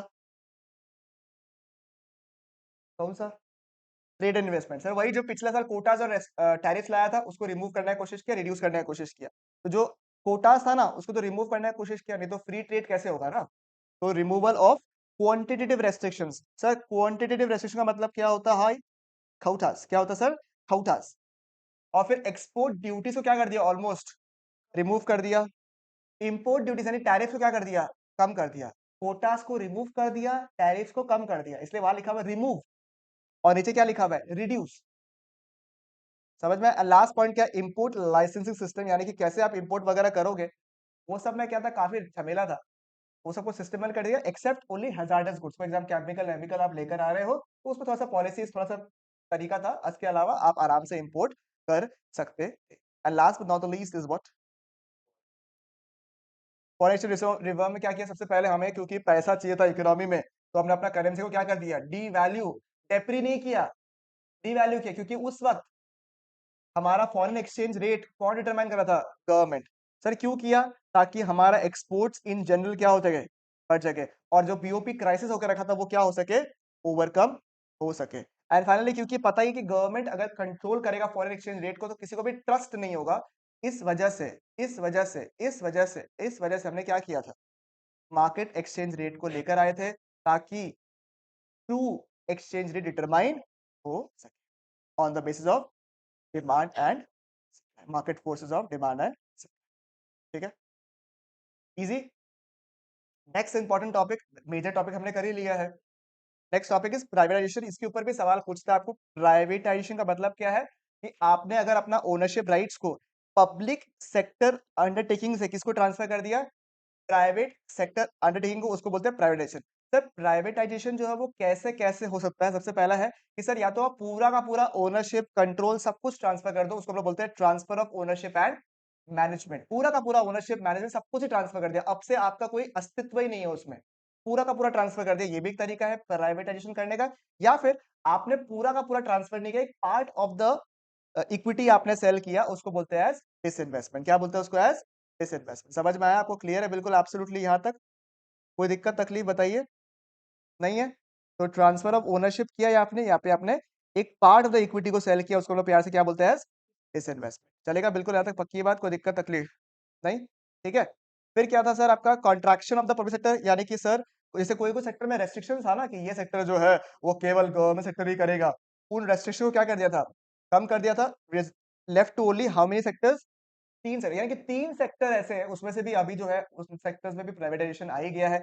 डिफेंस में हल्का हल्का प्राइवेटाइजेशन आने लग गया है, रेलवेज में हल्का हल्का आने लगी गया है। तो ऐसा नहीं कि अभी प्राइवेट सेक्टर्स नहीं है, बट उस वक्त में भी मेजर चीजों में पब्लिक सेक्टर ने अपना कंट्रोल को कम कर दिया था, and they gave the ultimate power to the private sector कि आप अपने हिसाब से धंधा करिए। ठीक है, पीएसयूज ने अपने वो शेयर्स को बेच दिए थे जो क्या इनकर कर रहा था, लॉसेस, और बहुत जगह में जॉइंट वेंचर्स में भी एक्सचेंज, जॉइंट वेंचर क्या होता है, मिल के काम करने में भी कोशिश कर रहे थे। एक सवाल है आपका कि कौन से पीएसयूज को सेल किया गया था, प्राइवेट जो प्रॉफिट मेकिंग थे या लॉस मेकिंग थे? Answer is what, loss making. अगर प्रॉफिट मेकिंग है तो क्यों करेगा भाई, कॉम्पिटिशन लेकर आओ, एफिशिएंट करके उसको छोड़। ठीक है, फिर नवरत्न पॉलिसी, इसको प्लीज एक बार रीड कर लीजिए तो फटाफट, मैं 2 मिनट दे रहा हूँ आपको, ये आपको पूरा प्योर याद करने का है। नवरत्न पॉलिसी ये एग्जाम में पूछने लग गया आजकल, इसलिए बोल रहा हूँ। ठीक है, ग्लोबलाइजेशन में को पढ़ाना है क्या? हाँ, हो जाएगा ना ग्लोबलाइजेशन। आपके एनसीईआरटी में सिर्फ 4-5 ही पेज दिया हुआ है बस, सॉरी 4-5 ही पॉइंट्स दिया हुआ है, मतलब ग्लोबलाइजेशन के ऊपर, कि ग्लोबलाइजेशन में क्या होता है, इंटरनेशनल विलेज बन जाता है जहाँ पे नेशनल इकोनॉमी बढ़ जाता है, वो वाला पॉइंट दिया हुआ है। ठीक है, globalisation from the exam perspective थोड़ा कम इंपॉर्टेंट होता है, बिकॉज क्लास 10 में आपने ऑलरेडी ग्लोबलाइजेशन के ऊपर अच्छा खासा लेक्चर दे दिया होता है। ठीक है, चलो आप लोग लास्ट जो नवरत्न पॉलिसी उसको पढ़ लीजिए। डब्ल्यूटीओ सिलेबस में आपका है नहीं, इम्पैक्ट पढ़ा दूंगा, और डी मोनेटाइजेशन और जीएसटी भी आपका ऐसे डायरेक्ट डिटेल में सिलेबस में नहीं है ना आपका, तो खाली डेट्स और क्या हुआ था वो पढ़ लीजिएगा, बाकी आपको आता भी है मेरे हिसाब से। चलो 5 more minutes in this chapter and will done. बोलो क्या चैप्टर नंबर 3 में कोई दिक्कत हो रहा है? तो जो सामने वाला लोग वो तो प्रेशर से बोल रहा है, हाँ। बाकी लोग ये फटाफट नवरत्न पॉलिसी पढ़ लो, एग्जाम में लास्ट ईयर नवरत्न पॉलिसी से सवाल पूछ रहा था इसलिए। And I'm telling you, I'm repeating you again and again. I'm making you revise the entire chapter so that you can fetch your time into solving the sample papers of the previous 2-3 साल। ठीक है, 3 साल का paper आप देख लो, sample papers, जैसे एक साल अभी आपका आया हुआ है, इसके पिछले साल का, इसके पिछले साल का, 3 साल का पेपर तो एटलीस्ट देख लेना, और इसके क्यूएनए जरूर से सॉल्व करके जाइएगा। ठीक है, डायरेक्ट क्वेश्चंस को अवॉइड कर दीजिएगा, बिकॉज डायरेक्ट क्वेश्चंस आपको नॉर्मली आएगा, जो थोड़ा सा हॉट, थोड़ा अलग से क्वेश्चंस है उसको डाल दीजिएगा, क्योंकि 2-3 थोड़ा टेढ़े क्वेश्चंस होंगे, जो 5 से 6 क्वेश्चंस ऐसे होंगे जो आपको नया मिलेगा इन द बुक। ठीक है, तो इसलिए थोड़ा सा देख के जाइएगा इन चैप्टर्स को, तो आप लोग का बहुत बढ़िया हो जाएगा, and will be very superiorly, मतलब हायर इन क्वालिटी। ठीक है,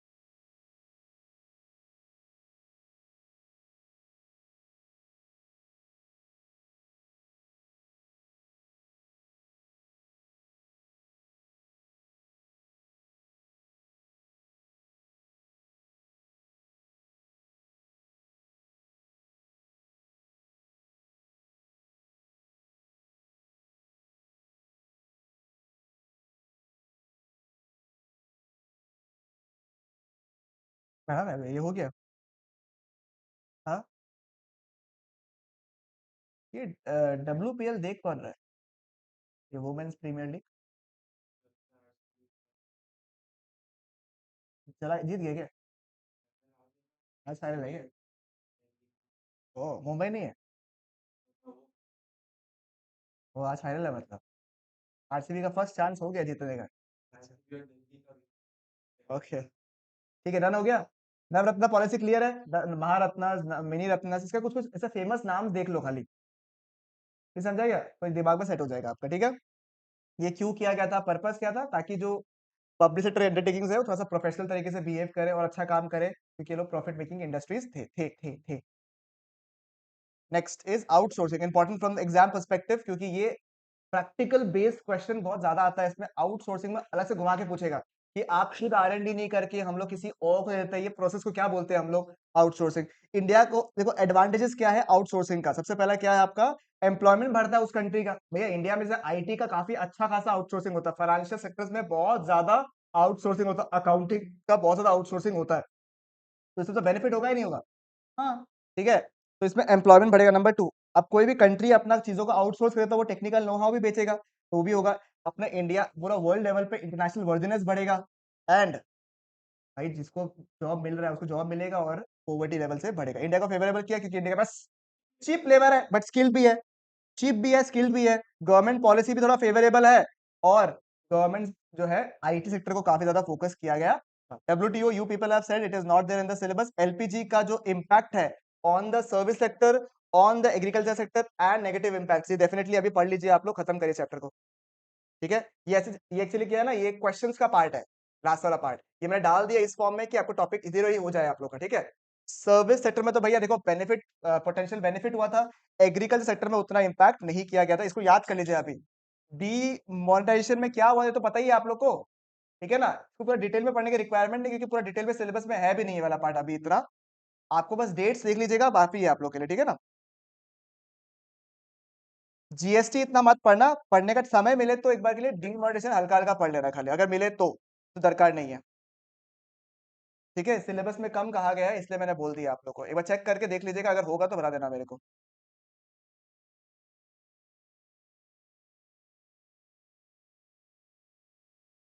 हम 5 मिनट दे रहे हैं आप लोग को, आप लोग प्लीज इस वाला पार्ट को खत्म करो और चैप्टर को वाइंड अप करो। कॉन्फिडेंस आ रहा है? तो we have completed chapter number 1 2 3 in around 50 minutes.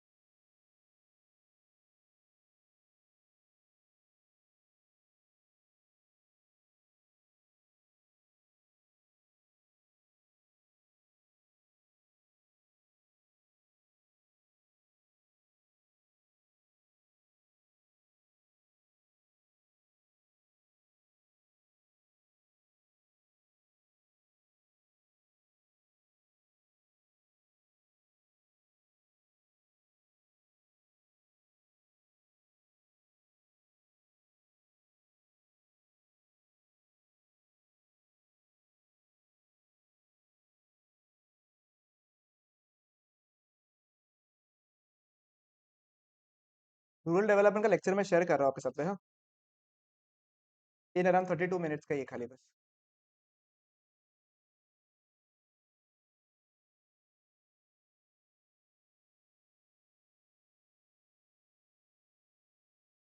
Foreign exchange हो गया, एनआई का सम्स वगैरह चाहिए क्या? नहीं चाहिए ना, एनआई का सम्स वगैरह तो नहीं चाहिए।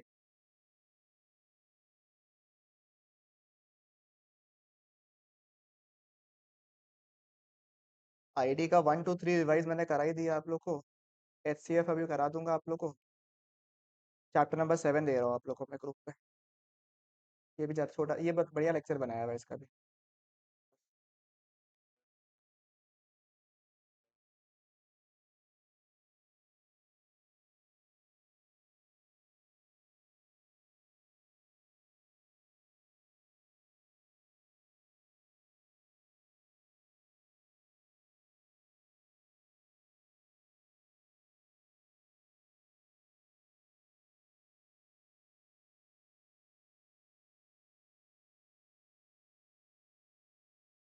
ये चीज मैंने ग्रुप पे भेजा है, अभी शेयर किया है। एक हो गया चैप्टर नंबर 6, ठीक है, एक हो गया चैप्टर नंबर 7, एक हो गया चैप्टर नंबर 10। ठीक है, एचसीएफ में डिस्कस कर लेते हैं हम लोग। 4 चैप्टर रिविजन हो गया मोटा मोटी।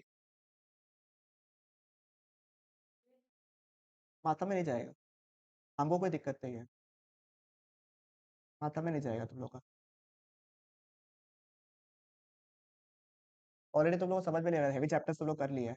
4 अगर हम करवा दिए तुम लोग को, ठीक है, हम एज्यूम कर रहे हैं कि चैप्टर नंबर 9 10 तुम लोग का हो गया मोटा मोटी एक बार, तो अभी बैठ के चैप्टर नंबर 9 10 एक बार अगर रिवीजन करना तो खत्म कर लो, तो कितना चैप्टर हो गया तुम्हारा? 4 6 चैप्टर हो गया। फिर इवनिंग में अपना 2 चैप्टर आराम से कर लेना, खत्म हो गया मेरे हिसाब से, बाकी तुम लोग देख लो, हमको कोई दिक्कत नहीं है।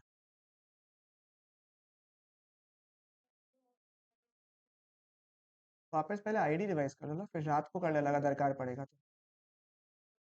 हाँ रात को कर लेना, हाँ हो जाएगा, काफी अच्छा खासा रिवीजन। आई थिंक मैक्रो में सब लोग कॉन्फिडेंट हो गए होंगे मोटा मोटी, और मेजरली आपको ये 3 चैप्टर का रिवीजन मेनली चाहिए था आपको, ये मैंने करवा भी दिया आप लोगों को। ये हुआ या नहीं हुआ?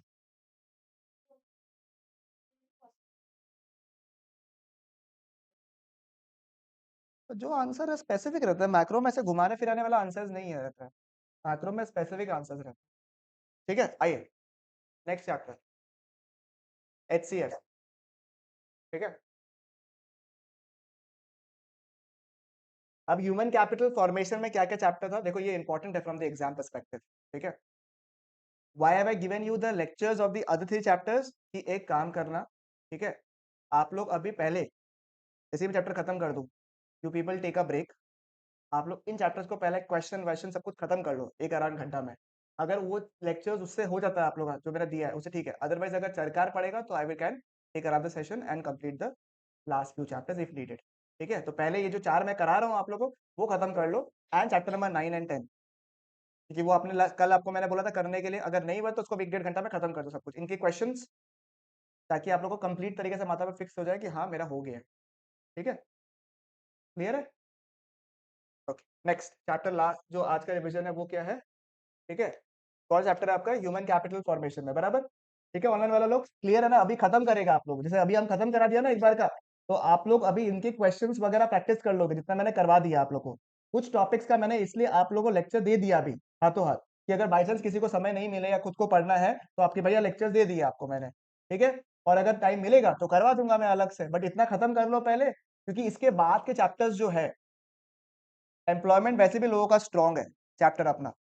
ठीक है, rural development is one chapter, if you need to figure it out will do it. ठीक है, वो एक चैप्टर है उसका दे दिया है, अगर कराना होगा तो करवा भी दूंगा, कोई दिक्कत नहीं, बट ऐसे क्या होगा फिर खत्म ही नहीं होगा पीछे का कभी भी, वो क्यूमुलेटिव रील चलता रहेगा खाली। ठीक है, आइए ह्यूमन कैपिटल फॉर्मेशन का सबसे पहले क्या होता है आपका ह्यूमन कैपिटल, और फिजिकल कैपिटल क्या होता है। तो फिजिकल कैपिटल हर वो इनपुट है जो कि रिक्वायर्ड है फॉर फर्दर प्रोडक्शन, यानी कि कोई भी सामान को फर्दर प्रोड्यूस करने के लिए जो भी सामान हम लोग को चाहिए होता है, जो भी इनपुट्स चाहिए होता है, उसको हम लोग बोलते हैं as physical capital, like plant and machinery, raw material etcetera. Human capital क्या है? All those knowledge, skill, efficiency of the human beings which is required in the nation for a particular point of time. Understood? समझ में आया तुमको? Sir इसका फायदा क्या है? सर इसका फायदा सर ये है, क्योंकि सर अगर आपको फिजिकल कैपिटल का रियल एफिशिएंट यूज करना है तो हमें कौन चाहिए? ह्यूमन कैपिटल चाहिए। नंबर 2, जितना ज्यादा आप ह्यूमन कैपिटल में करोगे उतना ही कॉम्पिटेंट लोग आएंगे और ट्रेंड लोग आएंगे, और एक ह्यूमन कैपिटल जो है दूसरा ह्यूमन कैपिटल को बनाए। समझ में आया आपको? तो ये इंपॉर्टेंट नोट है, देखो क्या लिखा हुआ है, human capital creates socio economic benefit. क्या बोला मैंने? देखो ह्यूमन कैपिटल को डेवलप करने का 2 फायदा है। सबसे पहला, effective use of the physical capital. Number 2, वो बेनिफिट केवल हम लोग को नहीं करता है, क्या करता है? क्या करता है? सोशियो। ठीक है, तनिष्क अभी है क्या इसमें? तो जब था तो डाउट पूछता नहीं है ना। ठीक है, अब मुझे बताइए एक बार के लिए कि सोशियो इकोनॉमिक बेनिफिट जो देता है, सर एक सेकंड को, क्या बोला मैंने? Effective use of physical capital. Number 2 क्या बोला मैंने? ह्यूमन कैपिटल में इन्वेस्ट करने से वो और ह्यूमन कैपिटल को प्रोड्यूस करता है। इसकी वजह से बेनिफिट क्या होगा? Number 1, socio economic benefits create करेगा, क्योंकि फिजिकल कैपिटल जो है वो केवल प्राइवेट बेनिफिट्स क्रिएट करता है, ह्यूमन कैपिटल जो है वो खुद को तो बेनिफिट करता ही है, साथ में सोसाइटी इन जनरल जो है वो बेनिफिट करता है। Educated people are generally considered to take what? To take better democratic process and socio economic development. Human capital formation क्या है कि और लोगों का स्किल वगैरह अगर हम लोग इंक्रीज कर रहा है, उस प्रोसेस को बोलते हैं हम लोग एज ह्यूमन कैपिटल फॉर्मेशन। ठीक है, समझ में आया आपको? क्लियर है? नेक्स्ट, सोर्सेज देखो क्या क्या है। एक्सपेंडिचर ऑन एजुकेशन, एजुकेशन में जरूरी है क्या? हाँ sir, education and training of the people important है, क्योंकि spending on education is like spending on capital goods. इसका बेनिफिट आपको आज नहीं मिलता है, फ्यूचर में इनकम और स्टैंडर्ड ऑफ लिविंग इंप्रूव होता है। नेक्स्ट क्या है आपका? Expenditure on health. Health expenditure से क्या होता है सर? फायदा क्या क्या है सर? हेल्थ एक्सपेंडिचर जो है ना सर, उससे क्या होता है आपका? हेल्दी लेबर फोर्स सप्लाई होता है, जिसके वजह से आपका जो क्वालिटी ऑफ सर्विस है वो इंप्रूव होता है। अगर पुअर हेल्थ रहेगा, अंडर नरिशमेंट रहेगा, तो वो क्वालिटी ऑफ मैन पावर को भी लॉस करेगा, प्रोडक्टिविटी का लॉस भी होगा। अलग अलग टाइप का मेडिसिन का याद है ना, प्रिवेंटिव एग्जाम्पल वैक्सीनेशन हो गया, जो कि बीमारी होने से पहले ठीक करता है। क्यूरेटिव क्या हो गया? बीमारी होने के बाद में। नंबर 3 क्या होगा? Social medicine, clean drinking water वगैरह। ऑन द जॉब ट्रेनिंग बहुत बहुत बहुत बहुत बहुत इंपॉर्टेंट है topic. On the job training में क्या होता है? स्किल एंड एफिशिएंसी बढ़ता है वर्कर्स का, जिसकी वजह से प्रोडक्शन एंड प्रोडक्टिविटी इंप्रूव होता है। सर कैसे कैसे लोग बाग ऑन द जॉब ट्रेनिंग कर सकते हैं? नंबर 1, एक स्किल्ड वर्कर होता है, उसके नीचे उसके सुपरविजन में आप काम करते हो, या तो आप खुद के फॉर्म में कर लिया, उसको बोलेंगे हम लोग ऑन द जॉब ट्रेनिंग का ऑन कैंपस, या फिर आप कभी-कभी बाहर जगह भी जाते हो, उसको बोलते हैं हम लोग एज़ ऑफ कैंपस ट्रेनिंग। ठीक है? चलेगा बिल्कुल यहाँ तक? माइग्रेशन तो हमेशा से पहले ज़माने से हो रहा है, रूरल डेवलपमेंट एरिया से अर्बन एरियाज़ में लोग बाग ट्रैवल करते हैं ताकि बेटर जॉब्स मिल सके। ठीक है? तो माइग्रेशन जो है वो बढ़ता है, माइग्रेशन बढ़ करने की वजह से आपका जो अर्निंग लेवल है वो भी क्या हो जाता है, बढ़ जाता है। और एक्सपेंडिचर और इन्फॉर्मेशन हमेशा आप लोग को इन्फॉर्मेशन को एक्वायर करना पड़ेगा, वो ज़रूरी है, कांस्टेंट है, तभी आपका डेवलप हो सकते हो। Next, very important topic, human capital and economic growth. देखो 2-3 बहुत इंपॉर्टेंट सवाल है ह्यूमन कैपिटल में, उसमें से पहला एक सवाल है वो है human capital and economic growth. Sir human capital की वजह से क्या इकोनॉमिक ग्रोथ होता है? ये सवाल आपको पूछेगा। मैंने आपको प्लेन तरीके से बता दिया, एग्जाम में क्या पता है कहानी बना के पूछ ले आपको कि ह्यूमन कैपिटल डेवलप हुआ है तो क्या देश में ये ग्रोथ ग्रोथ होगा या नहीं होगा, ऐसे करके आपको बना बना के क्वेश्चन पूछ लिया। ठीक है, तो इसका आंसर है सब्जेक्टिव है सर। वैसे तो ह्यूमन कैपिटल डेवलप होने से normally they should be higher production and productivity, क्योंकि एक लिटरेट पर्सन जो है अच्छा इकोनॉमिक डिसीजंस लेगा, तो प्रोडक्शन एंड प्रोडक्टिविटी बढ़ना चाहिए, and it should promote invention, innovation and technological improvements, innovation, inventions and technological improvements.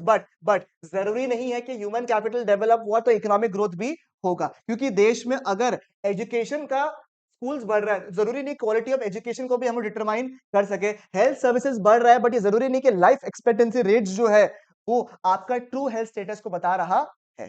ठीक है, तो यानी कि sir generally human capital develop होने से इकोनॉमिक ग्रोथ होना तो चाहिए, बट केवल और केवल कुछ पैरामीटर्स के थ्रू हम लोग ये समझ नहीं पाएंगे कि एक्चुअली में डेवलपमेंट हुआ है या नहीं हुआ है। ठीक है, समझ में आया आपको? दोनों लिखना है आपको, दोनों। ठीक है, दोनों पॉइंट लिखना है आपको, ये वाला ये भी लिखना है पॉजिटिव तरीके से कि भैया होना तो यही चाहिए कि भैया ह्यूमन कैपिटल डेवलप होगा तो प्रोडक्शन एंड प्रोडक्टिविटी बढ़ना चाहिए, इनोवेशन इन्वेंशंस बढ़ना चाहिए, क्योंकि एक इलिटरेट पर्सन जो है बेटर इकोनॉमिक ग्रोथ करता है, हम लोग टेक्नोलॉजीज को फटाफट एब्जॉर्व कर पाता है। बट डिफिकल्ट है टू एस्टैब्लिश, क्योंकि इट डज नॉट प्रूव कि ह्यूमन डेवलपमेंट होने से एक्चुअली में इकोनॉमिक ग्रोथ हुआ या नहीं हुआ, बिकॉज एजुकेशन एंड स्कूल्स बढ़ने से, एनरोलमेंट्स बढ़ने से क्वालिटी ऑफ एजुकेशन को डिटरमाइन नहीं करता है, हॉस्पिटल में बेड्स बढ़ने से क्वालिटी ऑफ हेल्थ सर्विसेज को इंप्रूव हो गया, ये बताना पॉसिबल नहीं है। And which 5 year plan talked about human capital? 7। Importance roles आप लोग खुद कर लीजिएगा प्लीज। ठीक है, अभी दे दूंगा टाइम, आप लोगों का कर लीजिएगा आप लोग। ठीक है, सेम ही पॉइंट है इसलिए बता रहा हूँ क्योंकि 2-3 पॉइंट तो सेम ही है। देखो इसके पहले का ये देखो, invention, innovation, technological improvements, higher production and productivity. आपको पता है ह्यूमन कैपिटल के वजह से फिजिकल कैपिटल का इफेक्टिव यूज होता है, और इसकी वजह से लाइफ एक्सपेक्टेंसी बढ़ता है, क्वालिटी ऑफ लाइफ इंप्रूव होता है। प्रॉब्लम्स क्या क्या है? इनसफिशिएंट रिसोर्स, ये ब्रेन ड्रेन जो है उसके ऊपर अलग से सवाल पूछा हुआ है। ठीक है, ये इंपॉर्टेंट है, ये थोड़ा देख लीजिएगा आप लोग। ठीक है, पॉपुलेशन अभी भी बढ़ रहा है, मैन पावर प्लानिंग नहीं है, वीक साइंस एंड टेक्नोलॉजी। मेरे हिसाब से सबसे फेवरेट क्वेश्चन जो मेरे एग्जाम के लिए होता है वो हमेशा होता है human capital and human development, human capital and human development. Sir ये बहुत इंपॉर्टेंट टॉपिक है, human development and human capital. Sir क्योंकि ना दोनों बहुत इंटर रिलेटेड तरीके से हम लोग पढ़ते हैं, दोनों टॉपिक्स को हम बड़ा इंटर रिलेटेड टॉपिक के थ्रू पढ़ते हैं। बट हमें समझना पड़ेगा कि ह्यूमन कैपिटल क्या होता है, ह्यूमन डेवलपमेंट क्या होता है। ह्यूमन कैपिटल ये बोलता है कि सर एजुकेशन और हेल्थ जो है ना वो एक आपका मेजर बन सकता है ताकि आपका लेबर प्रोडक्टिविटी जो है बढ़ सके। मतलब ह्यूमन कैपिटल के हिसाब से एजुकेशन हेल्थ जो है एक मीडियम बन गया जिसके थ्रू आप आगे जाके आपका प्रोडक्टिविटी लेवल क्या होगा, ज्यादा होगा। But human development on the other hand जो है वो एक इंटीग्रल पार्ट है, वो ये फोकस नहीं करता कि उसकी वजह से क्या होगा। वो बोलता है कि अगर आप इस देश में पैदा हुए हो, आप इस जीवन को लिए हो, आपको एजुकेशन और हेल्थ होना तो जरूरी है, उससे क्या होगा वो छोड़ दो, पर आपके पास में जन्म से अधिकार है कि आपके पास में एजुकेशन एंड हेल्थ दोनों होना चाहिए। समझ में आया आपको? क्लियर है? एब्सोल्युटली ठीक है, परफेक्ट हो। Next, human capital treats human beings as a means, जरिया है, जरिया, तू ही जरिया वाला जो है ना वही है, तू ही है मेरा, ये हो गया जरिया। और ह्यूमन डेवलपमेंट क्या होता है? तू ही है मंजिल। समझ में? Means to increase what? Productivity. Human capital होगा तो वो एक जरिया मानेगा to increase productivity. Any investment in education and health is unproductive if it does not enhance the output of goods and services। यानी कि अगर आपने पढ़ाई लिखाई करके आप घर पे बैठे हुए हो, उसके हिसाब से आप ह्यूमन कैपिटल में कोई भी आउटपुट क्रिएट नहीं किए हो। But as per human development human beings are ends. समझ में आया आपको कि इसको करने से क्या बेनिफिट होगा? वो हो गया ह्यूमन कैपिटल। अरे यही बेनिफिट है, वो क्या हो गया? Human development. समझ में आया? तो ये अपने आप में क्या है? टू दी एंड्स है। ठीक है, in themselves human welfare should be increased through investment in education and health, such even if such investment does not result in higher productivity. समझ में आया? तो देखो इसमें लिखा हुआ एक वर्ड कि ह्यूमन डेवलपमेंट जो वो एंड है और ह्यूमन कैपिटल जो है वो मीन्स है, क्योंकि उसमें एक्सपेक्ट कर रहा है कि अगर आप एजुकेशन और हेल्थ ले रहे हो, ठीक है, तो you are tending to what, आपका प्रोडक्टिविटी इंप्रूव होना चाहिए। समझ में आया आपको? क्लियर है बिल्कुल यहाँ तक? पक्की बात, को दिक्कत तकलीफ बताइए। ठीक है, चलेगा? तो यह एक इंपॉर्टेंट क्वेश्चन है जो 4 से 3 मार्क के लिए आपको पूछ सकता है। Human capital and human development के बीच में डिफरेंस क्या है, और क्या ये दोनों शब्द जो है वो सेम है या नहीं? और एक्चुअली आपको आंसर क्या मिला कि दोनों शब्द तो सेम। परफेक्ट। नेक्स्ट, क्या गवर्नमेंट को इंटरवेंशन करना चाहिए एजुकेशन एंड हेल्थ सर्विसेज में? The answer is absolutely yes, क्योंकि इंडिया में अगर कई सारे सेक्टर्स है, ऐसा नहीं हो सकता है कि सब जगह में सब लोग अफोर्ड कर सके, इसलिए गवर्नमेंट को तो आना ही पड़ेगा ताकि इनका क्वालिटी जो है सबको मिल सके। ठीक है, तो expenditure on education and health makes a substantial long term impact and they can not be easily reverse. इसीलिए जरूरी है कि गवर्नमेंट जो है बीच में आए और right quality of education and health services जो है प्रोवाइड कर दे। ठीक है, समझ में आया? और क्वालिटी भी मेंटेन कर सके। यहाँ पे कुछ कुछ रेगुलेटरी अथॉरिटी का नाम दिया हुआ, देख लो एक बार के लिए। ठीक है, यूजीसी, एनसीईआरटी, आईसीएमआर तो सुना होगा आपने, Indian council of medical research, ऐसा कुछ कुछ रेगुलेटरी अथॉरिटीज है जो कि देखता है कि quality of education and health जो है इंडिया में एट पार रहे। ठीक है, फिर इंपॉर्टेंट टॉपिक है कुछ कुछ, देखो यहाँ पे educational sector in India.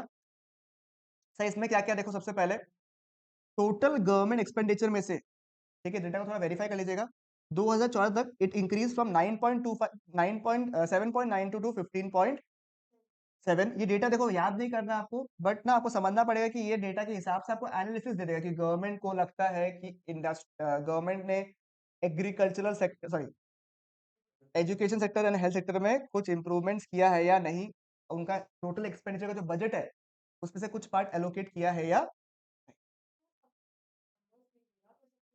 Analysis करना है। उसमें ऐसे नहीं बता सकता as per the given data, ऐसा मत लिखिएगा। लिखिएगा कि भैया एजुकेशन एंड हेल्थ जो इंपॉर्टेंट है देश में ह्यूमन डेवलपमेंट के लिए, ह्यूमन कैपिटल फॉर्मुलेशन के लिए, उसके लिए जरूरी है, but it will only come जब गवर्नमेंट की तरफ से भी एक्सपेंडिचर हो। गवर्नमेंट एक्सपेंडिचर पहले इतने साल में इतना था, अभी इतना इंप्रूव हो गया, that means government is trying to increase the amount of GDP share into education, so that because education and health जो है वो आज का इंपैक्ट देता है, education and health will give a substantial, sustainable नहीं, सब्सटैंशियल लॉन्ग टर्म, मतलब अच्छा खासा इंपैक्ट डालेगा, लॉन्ग टर्म इंपैक्ट। समझ में आया? इस तरीके से लिखना है आपको आंसर, तभी फुल मार्क्स मिलेगा। Important points from the about the government expenditure, सबसे ज्यादा मेजर खर्चा जो है गवर्नमेंट किसमें करता पता है क्या आपको? एलिमेंट्री एजुकेशन सबसे ज्यादा। ठीक है, expenditure on tertiary is very important, कम किया जाता है, बेस ज्यादातर खर्चा जो है एलिमेंट्री एजुकेशन के ऊपर किया जाता है, बट फाइनेंशियल रिसोर्सेज जो गवर्नमेंट का है उसको टर्शरी सेक्टर में भी अच्छा खासा करना चाहिए। और टीचर्स को भी लिखा हुआ देखो, we need more teachers who are train into higher educational institute. ठीक है, अलग अलग स्टेट में देखो, आपको पता ही एजुकेशनल अपॉर्चुनिटीज अलग अलग है। ठीक है, और ये तो आपको फर्क दिखता ही होगा, जैसे हिमाचल प्रदेश में इट इज व्हाट 34,561, बिहार में कितना है 4,080 है, तो इसको क्या बोलेंगे हम लोग प्यार से? Regional disparities. ना ना, तो सर नंबर्स याद नहीं करना आपको, बस बता दिया आपको। ठीक है, फिर इनएडिक्वेट एक्सपेंडिचर ऑन एजुकेशन, आपको पता चल गया कि केवल हम लोग 6%, 4% जो है खाली खर्चा करते हैं of the GDP into education, which is quite less.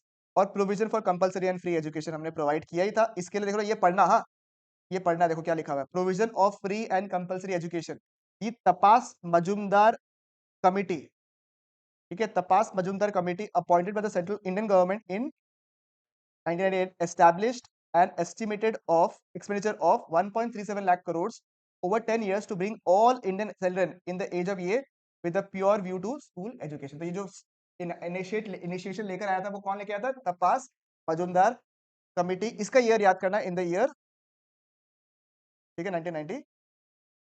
ये रीड वाला टॉपिक है, सब याद करना इम्पॉसिबल है, एजुकेशन लिटरेसी रेट क्या होगा, उससे बेटर है आप लोग नीचे वाला पढ़ने से। ये क्या है ना, एनालिसिस का क्वेश्चन आ सकता है यहाँ पे, तो केवल एनालिसिस के पर्सपेक्टिव से याद करो आप, सॉरी याद नहीं, सिर्फ रीड करना है कि देख लो कि आइडिया क्या है, कैसे लिखना है आपको, कि अडल्ट लिटरेसी रेट क्या होता है, प्राइमरी कंप्लीशन रेट क्या होता है, यूथ लिटरेसी। देखो अडल्ट लिटरेसी रेट क्या होता है कि भैया ऐसा जो कितना रेशियो ऑफ पीपल है जो कि लिटरेट है among the total adult population. Sir literate का मतलब क्या होता है? जो एक सब्जेक्ट को पढ़ सकता है, लिख सकता है, समझा सकता है, ठीक है, कोई एक लैंग्वेज को, सॉरी सब्जेक्ट नहीं, कोई एक लैंग्वेज को पढ़ा सकता है, लिख सकता है, समझ सकता है, बोल सकता है, तो हम लोग बोलते हैं लिटरेट।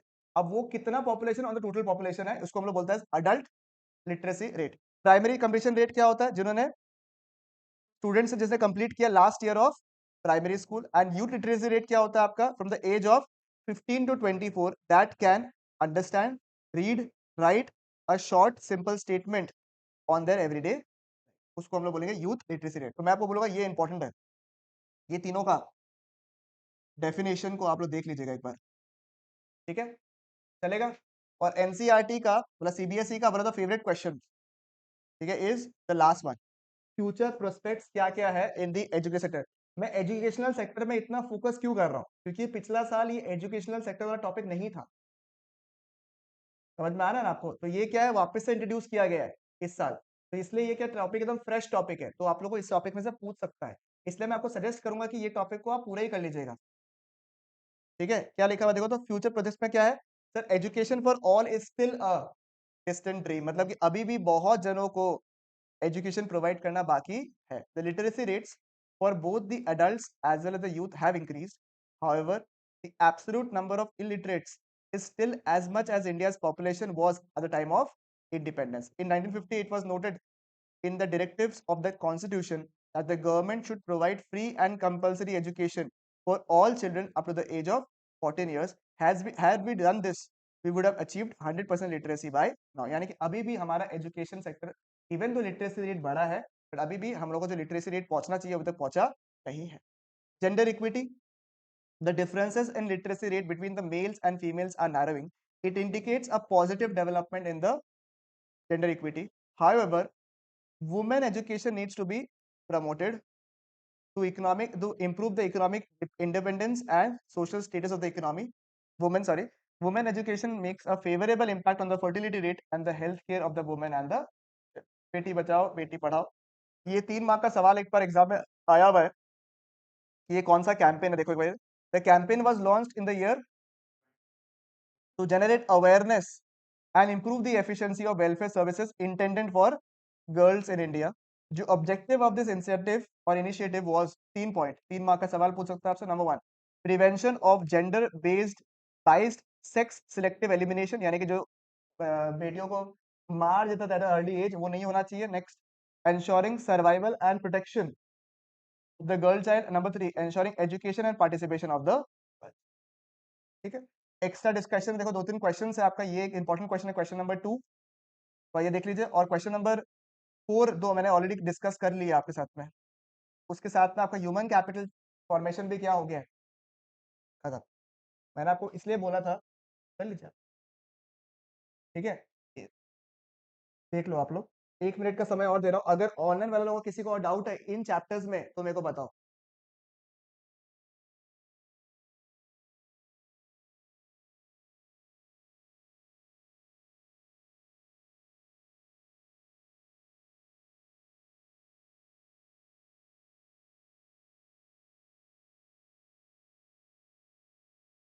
आप ऑलरेडी टोल्ड ना, देखो जब मैंने आपको 3 कराया था फिर 4 कराया था, तो मैंने 4 भेजने से पहले आपको लेक्चर भेज दिया था।